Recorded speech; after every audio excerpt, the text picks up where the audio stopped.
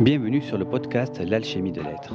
Je suis Alexandre Canal, thérapeute holistique et géobiologue, et je te partage ici ma vision de la conscience, teintée de notions d'énergétique, de néo-chamanisme et de perception extrasensorielle. Si tu chemines vers ta guérison intérieure, vers l'exploration de la conscience, que tu te questionnes sur les mémoires de l'âme ou le sens de l'incarnation, alors ce podcast est pour toi.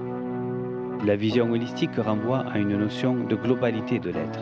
Mais pour moi, c'est aussi être conscient que nous faisons partie d'un tout et que l'extérieur n'est que le reflet de l'intérieur.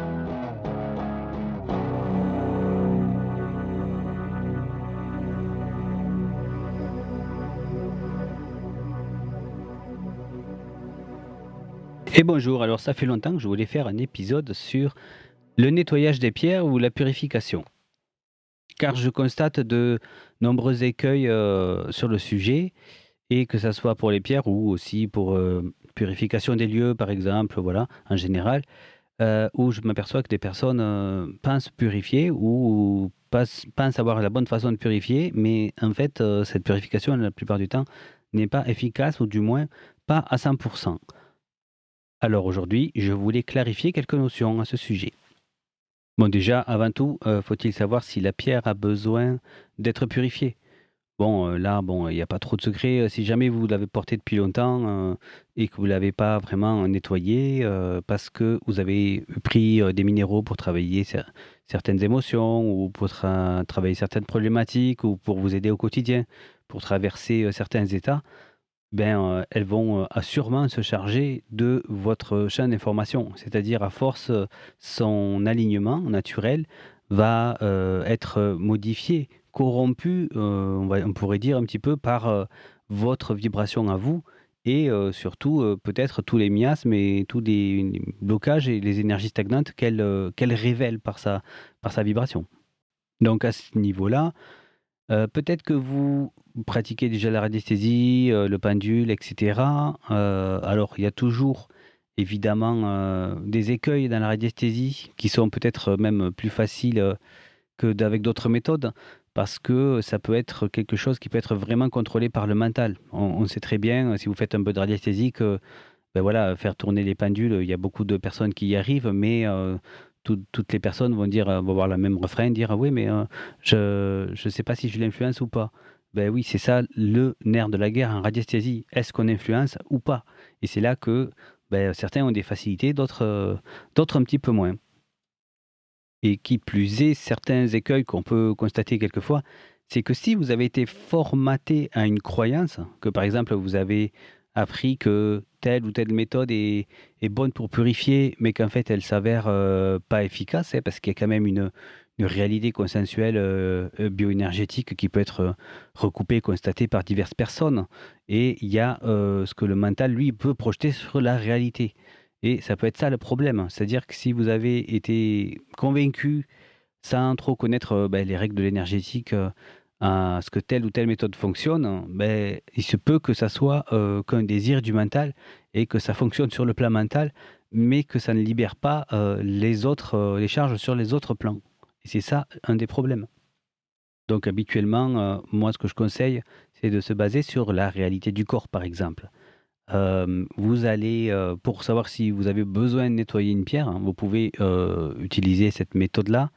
Vous allez poser, la pierre devant vous, sur un bureau, une table, et vous allez, commencer par vous reconnecter à votre corps, en respirant, en focalisant un petit peu sur la respiration. Pas besoin de le faire 10 minutes, mais juste quelques secondes.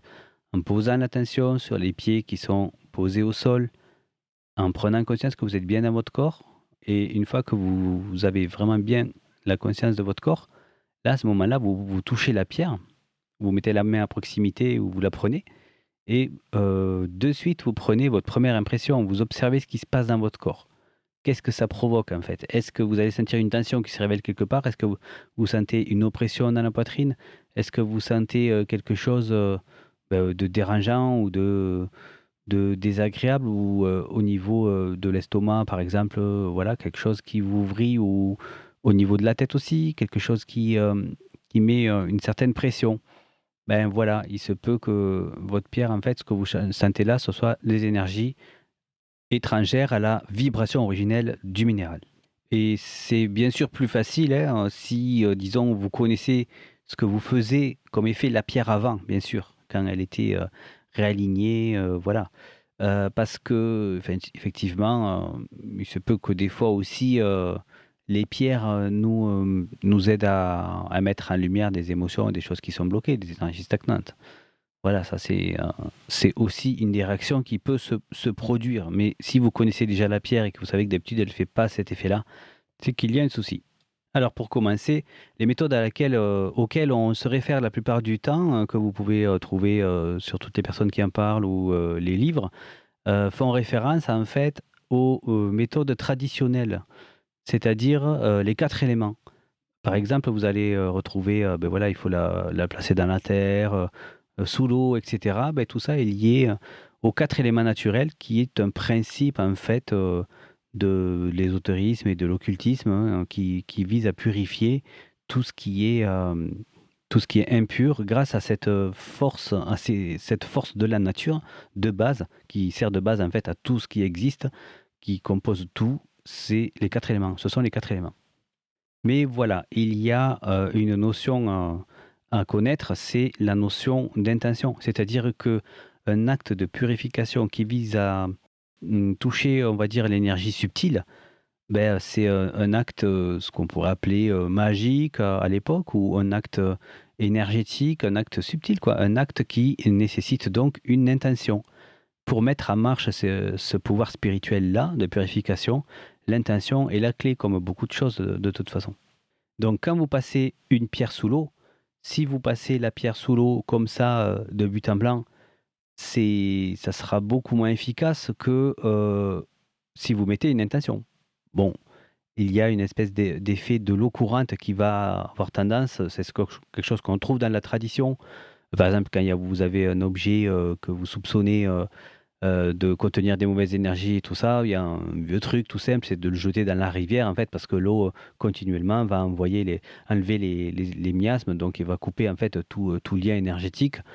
Par exemple, voilà, donc si vous mettez une pierre effectivement dans un ruisseau, la laisser nettoyer par l'eau courante en pleine nature et tout, c'est sûr que ça ne sera pas la même chose que si vous le faites sous l'eau du robinet. Mais sous l'eau du robinet, ça peut aussi se faire en laissant couler un filet d'eau et en posant une intention. C'est-à-dire qu'en faisant une demande ou en visualisant aussi, parce que la visualisation est une forme d'intention en fait, que tous les miasmes partent dans la pierre, en fait, tout s'écoule, en fait, tout sorte de la pierre et partent avec l'eau, quoi, tout simplement. Donc voilà, ça serait une façon d'utiliser l'élément eau. Ensuite, après, on va parler aussi de l'élément terre. Des fois, on voit écrit ou on entend des personnes qui disent qu'on peut enterrer les pierres ou on peut les mettre à la terre, en fait, voilà. Alors, c'est oui et non, parce que quelquefois, enfin, étant géobiologue, je peux vous certifier qu'il y a des points telluriques qui sont pas terribles, terribles, quoi. D'ailleurs, on voit des fois des gens qui veulent placer une géode ou quoi sur un point négatif ou une pierre sur un point négatif. Ben, en fait, j'ai souvent vu qu'au final, j'ai constaté que la pierre, elle se mettait à émettre négatif, même si au début ça faisait du bien. Au fur et à mesure, elle perd, elle va s'accorder en fait à des vibrations du point et elle peut émettre en négatif. Alors, il y a une solution, ça serait si vous avez une connaissance du taylorisme et de la géobiologie et que vous savez repérer les points de réseau tellurique positifs, parce que les réseaux, donc les réseaux telluriques, ce sont des grilles énergétiques, on va dire, qui tapissent toute la surface du globe, hein, qui sont connues en géobiologie parce que voilà, elles peuvent perturber le sommeil, etc. Il y a plein de bouquins sur le sujet, voilà, les réseaux telluriques, je vous laisse chercher si vous voulez. Donc ces réseaux, il y en a qui sont positifs, d'autres négatifs. Ce sont souvent aussi des gros réseaux, des gros croisements positifs qu'on retrouve justement sur les sites sacrés, dans certaines cathédrales, etc. Donc là, effectivement, il y a un croisement de réseaux positifs. S'il y en a un à proximité, moi j'ai beaucoup souvent utilisé cette méthode-là par le passé. Ben, effectivement, ce serait bien de trouver, ce coin-là dans le jardin, si possible de le mettre à l'ombre, enfin de le trouver à l'ombre, contre mur ou dans une haie ou quelque chose comme ça pour, comment dire? Éviter que le soleil abîme vos pierres et vous pouvez très bien, utiliser cette force, qui va rééquilibrer tout le temps, en fait, qui est positive et qui envoie ce qu'on appelle un endoscalaire du champ de torsion droit pour réaligner les pierres, en fait, en quelque sorte. Si on prend des réseaux qui ont des bonnes fréquences d'ancrage, parce qu'ils ont tous des fréquences différentes, comme le réseau Curie, par exemple, qui travaille avec le chakra racine, qui est en résonance avec le fer, effectivement, ça peut être pas mal. Donc moi, j'ai utilisé souvent cette méthode-là avec succès, en les laissant, par exemple, toute une nuit à l'abri sur une coupelle, voilà, ou sur une pierre. J'avais enterré une pierre en fleurante, plate, et je l'ai posée dessus. Ensuite, la terre aussi, c'est ce qu'on peut rattacher au sel, en fait. Le sel est un élément terre hein, par rapport au sel gemme, bien sûr. N'importe quel type de sel, ou alors il y en a qui vont préférer du sel de l'Himalaya, etc. Bon, c'est pas forcément obligatoire, mais effectivement, il a peut-être un ancrage un peu plus fort, un pouvoir, une vibration un peu plus élevée, mais en fait, ça fonctionne. De toute façon, le sel, on le retrouve aussi beaucoup dans beaucoup de traditions, hein. Le sel qui sert à conjurer, à faire des croix de sel ou des trucs sur le sol où jeter du sel pour éloigner les mauvaises énergies, etc. C'est quelque chose qui se pratique beaucoup dans les campagnes. Donc, à ce moment-là, mettre la pierre sur du sel, ça peut le faire, ou dans une bougie en fleur de sel. Mais pareil, au bout d'un moment, le sel finit par se charger. Mais après, il faut faire gaffe aussi, bien sûr, au contact du sel qui est corrosif, donc il pourrait abîmer les pierres. Donc, c'est pas forcément la meilleure méthode non plus. Dans la tradition, en fait, aussi, on va retrouver le feu solaire, en fait. Le feu est utilisé par l'intermédiaire du soleil ou indirectement, du coup, par la lune aussi, qui est en fait un feu aussi, feu lunaire, mais qui est beaucoup plus doux. Donc ce feu-là naturel va être conseillé pour travailler sur les pierres. Alors, il y en a qui vont dire recharger ou purifier. J'expliquerai la différence tout à l'heure, mais pour moi, il y a une confusion là-dessus aussi. Alors en fait, donc le soleil, faut faire attention parce que effectivement, par exemple, si vous mettez une améthyste au soleil, elle va finir blanche, quoi. Elle va perdre son violet. Il y a des pierres qui vont pas du tout apprécier, donc c'est pas forcément le plus pratique non plus. La lune aussi, vu la variation d'intensité de la lumière, s'il faut passer tout son temps à surveiller les pleines lunes et tout, en fait, on n'en finit pas, qu'on a que ça à faire, d'accord, mais c'est pas le cas de tout le monde, quoi. Moi, personnellement, en tout cas, j'ai pas trop le temps de surveiller tout ça. Et donc ensuite, on va trouver aussi, dans le feu, on pourrait en fait aussi, en allumant une bougie avec intention, comment dire? Se ser à proximité, la pierre et cetera, parce que le feu peut servir aussi à purifier symboliquement, hein, comme dans les rituels à l'ancienne, où on passait des choses à travers le feu, vite fait comme ça, sans forcément les abîmer, avec une intention. Ça pourrait se faire aussi, éventuellement. Mais comme je vous disais, bon, c'est plus un acte spirituel qu'autre chose. Et donc, pour l'autre façon, en fait, c'est l'élément R, le dernier élément, je veux dire. C'est l'élément R, donc l'air, il va y avoir le son qui peut faire vibrer l'air ou la fumigation, en fait, voilà.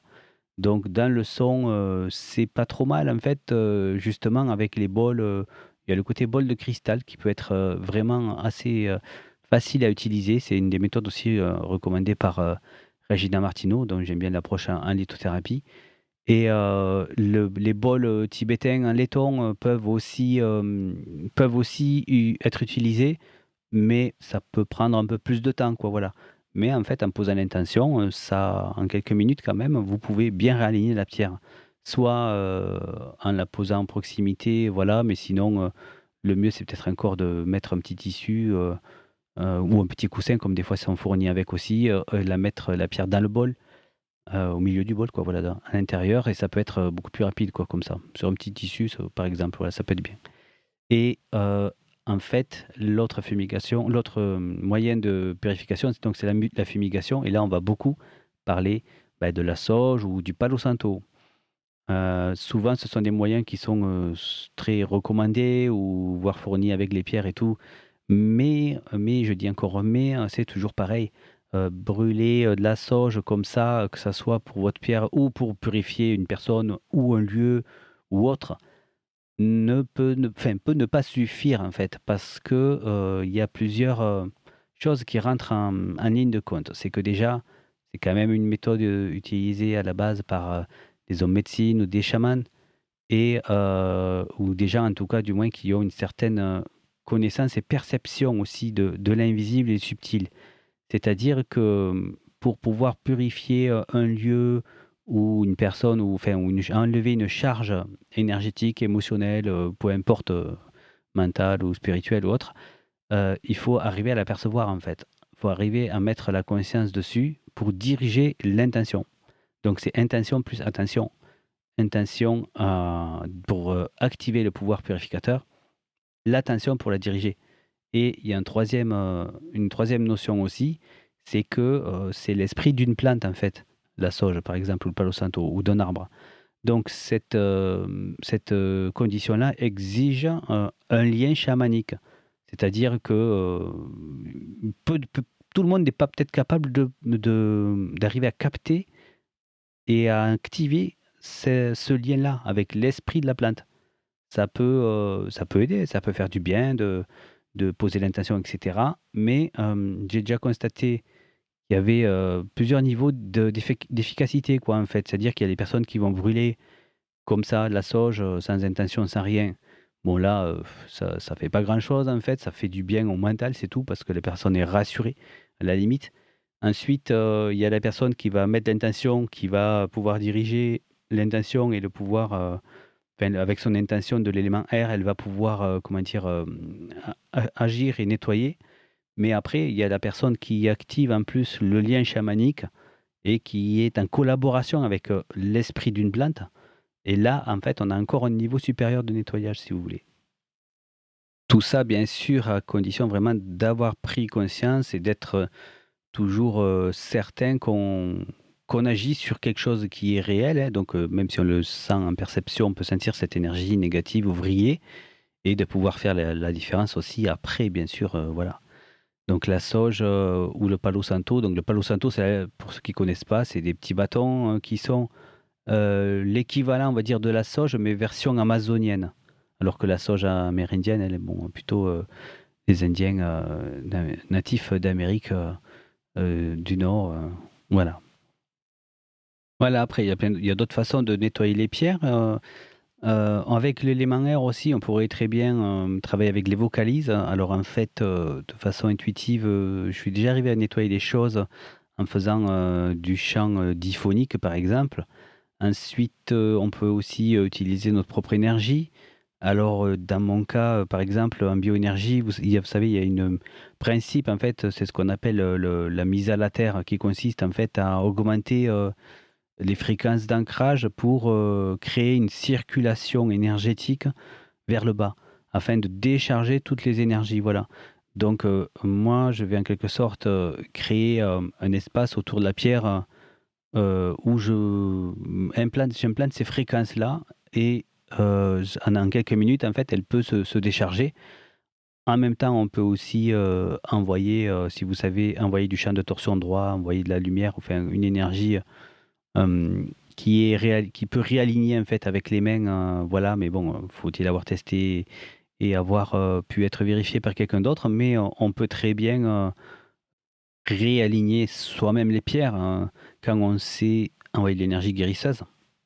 Et sinon, si vous voulez une méthode rapide et efficace et sûre à 100%, c'est d'utiliser de la shungite.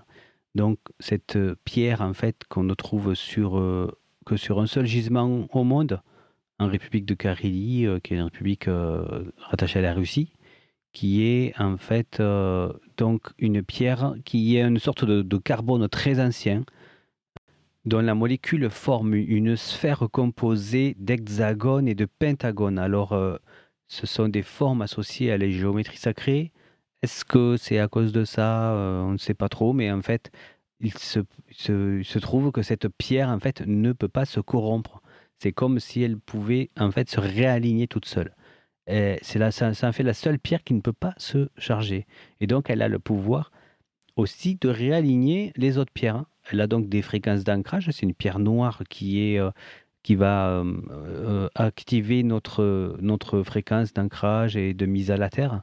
Et elle permet en fait de réaligner parce qu'elle dégage un champ de torsion droit constant. Ce sont des ondes scalaires qu'on peut ressentir comme positives donc et qui sont toujours dans le bon sens, quoi. Elle ne peut pas changer de vibration comme les autres pierres. Donc on trouve des plaques, on trouve des bols, il y a plein de choses, ou des cubes. Donc vous pouvez poser en fait sur une plaque vos bijoux de pierre ou vos pierres de soin pendant toute une nuit, par exemple, et dès le lendemain, elle va retrouver son alignement, en fait. Elle aura retrouvé son alignement. On peut placer aussi des plaques sous des minéraux que vous mettez chez vous pour diffuser leurs énergies dans vos espaces. Ça va permettre à la fois de les réaligner, donc il n'y a plus de soucis d'entretien, plus de manipulation, plus besoin de les bouger, de les mettre à l'extérieur et tout ça pour les nettoyer. Et en plus, la shungite, elle va amplifier en fait. Comme elle réaligne constamment, elle a aussi ce côté un peu dynamisation. Ben, elle va pouvoir en fait amplifier l'énergie des pierres. Une pierre posée sur un morceau de shungite va être plus forte que si elle était sur rien, quoi. Voilà. Sans forcément que ça change sa vibration en plus. Voilà. Ça reste assez neutre finalement. Donc c'est une méthode absolument passive qui ne demande aucune intention, rien du tout. Donc elle est extrêmement facile à mettre en œuvre et elle est surtout très sûre. Voilà. Ensuite, il y a d'autres façons, comme par exemple avec des appareils qui diffusent des ondes scalaires. Comme moi, je fournis sur ma boutique un petit diffuseur d'ondes scalaires qui permet en fait de transformer des fréquences en énergie, on va dire, hein, en champ d'énergie, champ d'ondes scalaires. Et en fait, j'ai réalisé un fichier que j'appelle nettoyage informationnel qui va contenir des fréquences d'ancrage et des fréquences de réalignement en fait. Donc en plaçant la pierre sur le diffuseur et en le faisant tourner quelques minutes, ça va nettoyer toutes sortes de choses et d'objets aussi. L'autre dernière fois, j'ai testé pour une très vieille table que j'ai récupérée et que j'ai retapé un petit peu. Et c'était une table très ancienne hein, qui doit peut-être pas avoir pas loin de 100 ans en fait, je pense. Et donc, je sentais des charges accrochées, etc. Et j'ai testé de la nettoyer avec ce truc-là. Bon, ça a pris, on va dire, environ 20-30 minutes, mais ça a nettoyé toute la table. Elle n'avait plus de charge émotionnelle ou mentale accrochée, comme ce que j'avais senti au départ. Alors, pour changer, je vais encore aussi peut-être parler d'une info qui est en contre-courant de ce qu'on peut beaucoup lire un peu partout. Mais bon, je suis aussi d'accord avec Regina Martino qui, elle, pense la même chose. Et on n'est pas les seuls, en fait, à se rendre compte qu'il y a une espèce d'amalgame entre recharger les pierres, les nettoyer, les purifier, etc. En fait, on est catégorique quand on ressent bien l'énergie. Recharger les pierres, en fait, ça ne sert à rien. Ça n'existe pas. Ça, c'est peut-être quelque chose, je ne sais pas, un amalgame avec le monde moderne qui nous pousse à tout vouloir recharger, à chercher les prises partout pour brancher notre téléphone avant la fin du monde, c'est-à-dire avoir une batterie à zéro, n'est-ce pas? Bref, le fait est que non, ça ne sert à rien de recharger les pierres. Ce ne sont pas des téléphones. Arrêtez de vouloir recharger les pierres. Ça ne sert à rien. Je vous garantis que si vous goûtez la différence entre une purification approximative et une vraie purification, vous allez voir que c'est un avant et un après, ça n'a rien à voir. Une pierre vraiment réalignée, elle n'a pas besoin de plus de passer du temps au soleil ou je ne sais quoi, comme un panneau solaire, pour reprendre de l'énergie. Ça, ce n'est pas vrai. De toute façon, pourquoi le soleil ou la lune hein, enfin, une pierre qui est extraite du sol et qui vient de sa roche-mère, elle n'a jamais vu le soleil. Et pourtant, c'est là qu'elle est au meilleur alignement, à la meilleure capacité de ce qu'elle peut envoyer. Donc, pourquoi est-ce qu'elle aurait besoin de voir le soleil pour se recharger? Donc, ça, c'est une croyance qui vient de justement la difficulté à purifier correctement une pierre. C'est-à-dire que quand vous ressentez une différence, quand vous dites voilà, j'ai purifié ma pierre par exemple, maintenant il faut que je la recharge, alors je la mets au soleil. Et une fois que vous la récupérez du soleil, vous ressentez quand même elle vibre mieux après après l'avoir laissé, mettons, quelques heures au soleil, que juste après la purification. Pourquoi? Parce qu'en fait, elle a tout simplement continué à se purifier. C'est tout. C'est parce que la purification originelle, elle n'était pas correcte. Donc, arrêtez de vouloir recharger les pierres, ça ne sert à rien. C'est une croyance qui s'est répandue au fil des livres, parce que les livres sont des copies de livres qui ont copié des livres, qui ont copié des livres, etc. Y compris avec les fleurs de vie et les coquilles Saint-Jacques, etc. Donc, une fleur de vie est un dessin donc géométrique basé sur la géométrie sacrée, etc., qu'on a retrouvé sur des lieux anciens, voilà, différents endroits, etc. Donc oui, il y a une logique mathématique et l'utilisation des mathématiques sacrées, symboliques, etc., qui est très bien, qui fait que ça crée une onde de forme, mais de faire une fleur de vie en 2D comme ça va pas forcément envoyer trop d'énergie. Ça va en fait matérialiser une projection d'une espèce de sphère. Si vous prenez une fleur de vie je sais pas moi, de 10 cm, vous avez une sphère qui est comme une petite bille en fait, à quelques centimètres de hauteur, où là on sent vraiment un champ de torsion droit, une énergie positive. Idem avec les coquilles Saint-Jacques, mais en fait, c'est vraiment minuscule, quoi. En aucun cas, ça ne va suffire à purifier une pierre. Ou alors, il faudrait une énorme fleur de vie et trouver l'endroit exact où l'onde de forme se projette, en fait.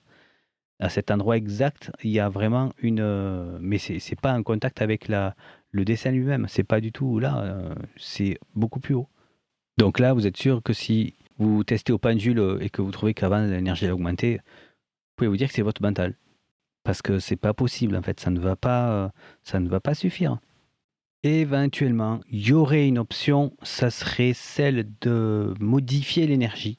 C'est-à-dire sur votre fleur de vie ou peu importe en fait, hein, il y aurait un moyen en fait pour quiconque sait manipuler l'énergie et de créer en fait une forme sur le support qui pourrait amplifier, voilà, un peu comme ce que j'ai expliqué tout à l'heure avec par exemple, des fréquences de mise à la terre, des choses comme ça, voilà, qui pourraient éventuellement amplifier aussi le truc de la fleur de vie. J'ai essayé de prendre des fleurs de vie et d'augmenter la taille de la bille, de la coller, de la grandir, etc.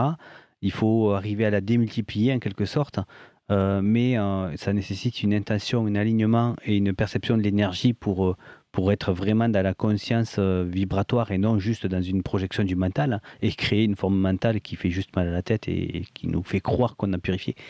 Mais en fait, suivant l'entraînement de la personne, il y a la possibilité de faire des choses comme ça à la limite, effectivement.